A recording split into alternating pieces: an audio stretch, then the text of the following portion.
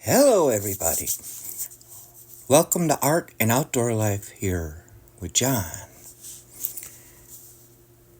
So today we're doing a wet on wet, fast and loose watercolor.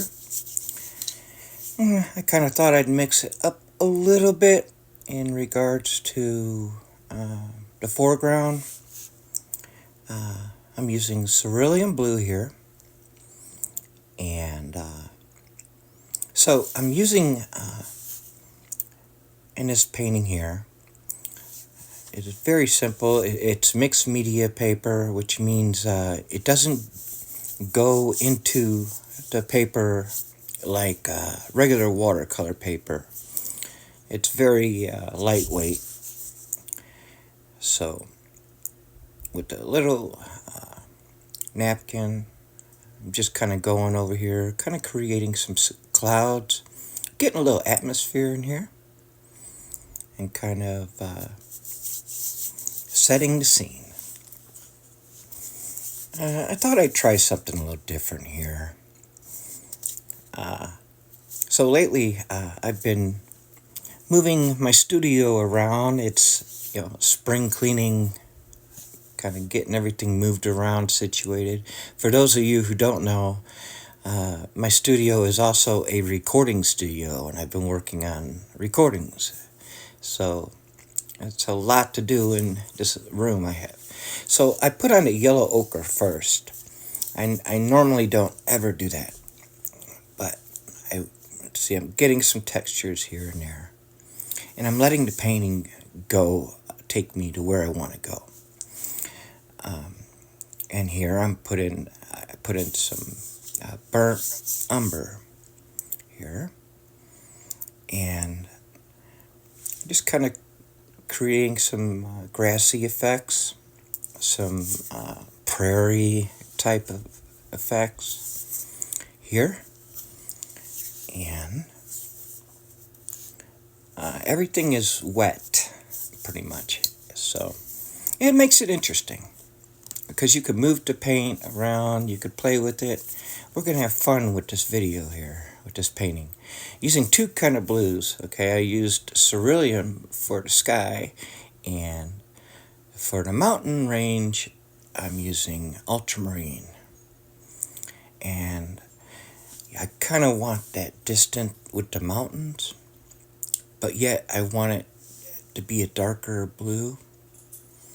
Okay, so that's why I went with that. I could have went with Prussian blue. You could have mixed it up, On any of these mountains, you can create all kinds of mountains that you want to. You can create, you could put umber in your mountains. You can make them more rocky, more earth tone. So I'm coming back over here, and basically it's more burnt umber here. Just looking for shadows, shapes. Put a lot of pigment in there. They say, the darker up front pushes everything back. So I kind of wanted to push back those mountains a little bit in the back. And that's kind of what I did here. And because it's on the fly, I'm working with this in real time. I'm not using a reference photo, but I have ideas, I'm thinking, okay. So, put in some sap green here, just here and there, just feeling it out, right? Now, because it's wet, a lot of it is blending in real time. You're getting a little bit of this and a little bit of that. I got my fur babies today. They came and joined me in the studio. And then I thought, okay, well, see, by blending it, I get that mixture on the brush. And I was like, well, I want a little bit of land a little bit further back in front of the mountain range. And that's kind of what I did with the excess paint on my brush. It's not so strong. It's not, it's not a yellow tone. It's kind of a mid-tone. Not a yellow, not a bright green, not a dark earth tone. Just kind of there. And then I pulled out some white, not gouache, just regular watercolor. And I'm like, okay, I want to put a little bit of snow cap on these mountains. And also with the white, it does fade that mountain range backwards. It does push it back. And if you're not too careful, you'll lose your entire mountain range. I tried this, one of my very first videos, I was painting a house, and I wanted that perfect white picket fence.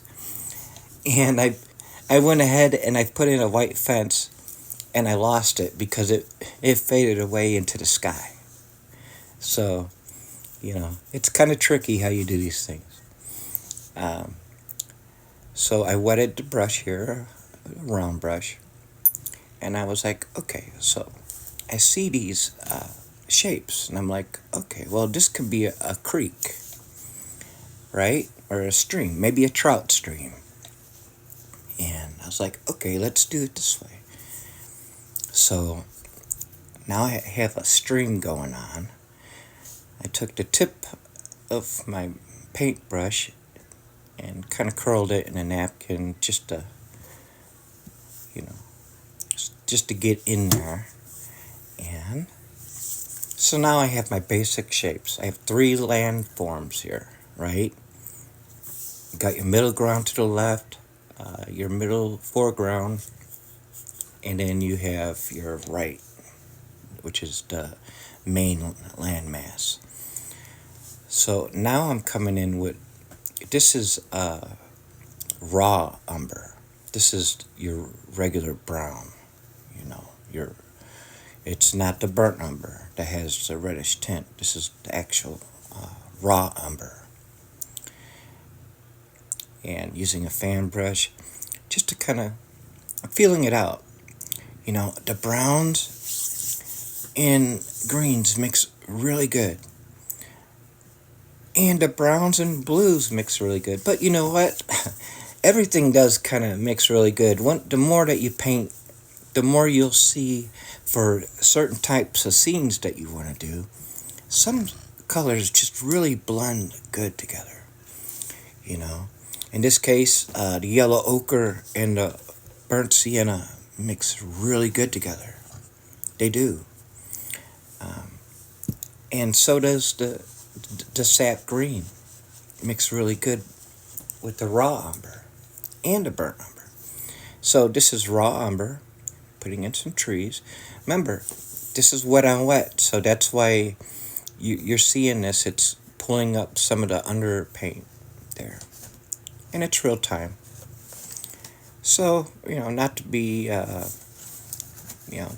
fun, not to worry about it. Just throw up a couple lines and kind of give it some roots on the base of that tree, and come down a little bit there. And now that pushes everything back. Look at those mountains. Those mountains kind of look funky now, right? And they almost don't look like mountains anymore. But we're going to fix that.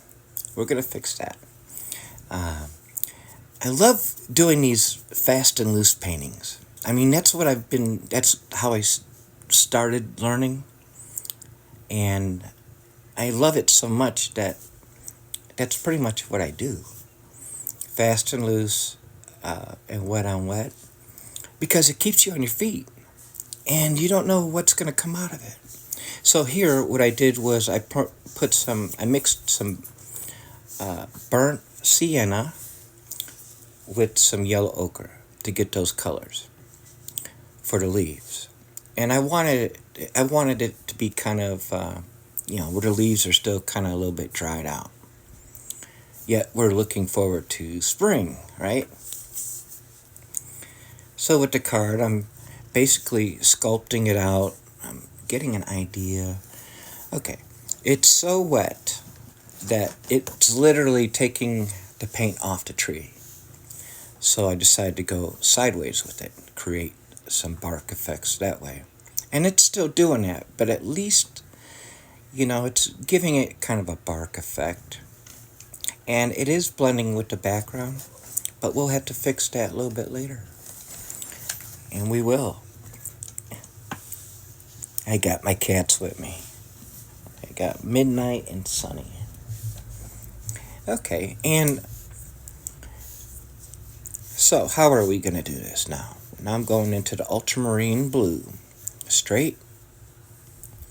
And now it's kind of dry brush in this area. That's where I went through it with the napkin. That's all dried out. So it's kind of dry brush here. And that is ultramarine blue. So now we're going to fill in the blanks. Fill in these spots. So we're going to put a stream there. Maybe it's a trout stream. And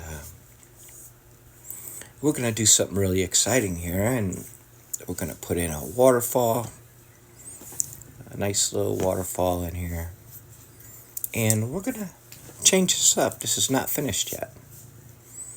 So we're going to work on the mountains as well. At least, this is off the fly.